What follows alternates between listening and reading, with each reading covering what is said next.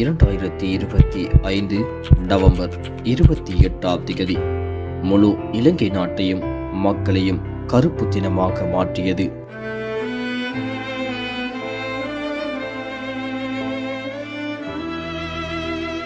அன்றைய தினம் டிட்வா புயலின் தாக்கம் இலங்கை கிழக்கு கடற்கரையில் தாக்கி கனமழை, வெள்ளம் மற்றும் நிலச்சரிவுகளை ஏற்படுத்தியது. இது இலங்கையில் கடந்த காலங்களில் உள்ள மிக மோசமான இயற்கை பேரழிவுகளில் ஒன்றாக தடம் பதித்தது.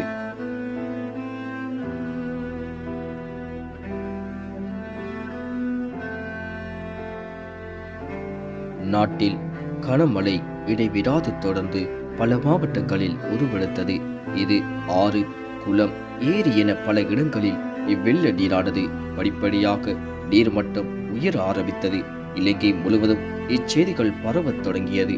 மக்களின் அவதானம் பதற்றத்துடன் வெள்ளம் பக்கம் திரும்பியது.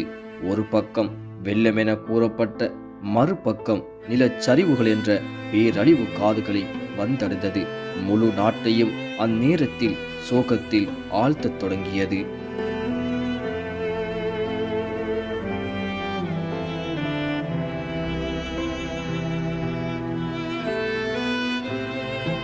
உலக நாடுகளின் பார்வை இலங்கையின் பக்கம் நோக்கப்பட்டது.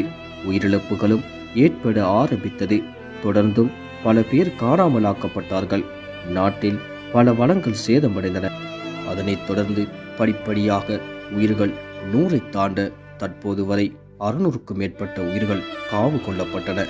சுமார் இதுவரை 100க்கும் மேற்பட்டவர்கள் காணாமலாக்கப்பட்டனர். 3,85,000க்கு மேற்பட்ட வீடுகள் சேதமடைந்தன. 1.5 மில்லியனுக்கு மேற்பட்ட மக்கள் பாதிக்கப்பட்டார்கள்.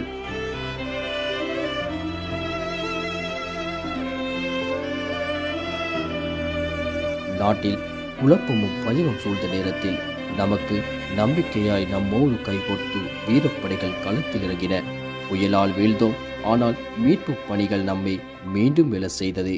இனம், மதம் கடந்த மனித நேயம் ஒன்றாய் சேர்ந்து போராடத் தொடங்கியது. புயல் நம் கரைகளை தாக்கினாலும் உலகின் கரங்கள் நம்மை தாங்கின.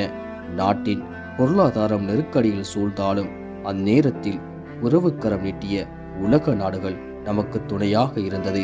புயலின் பின் கண்ணீரை துடைக்க உலகம் ஒன்றாய் நின்றது.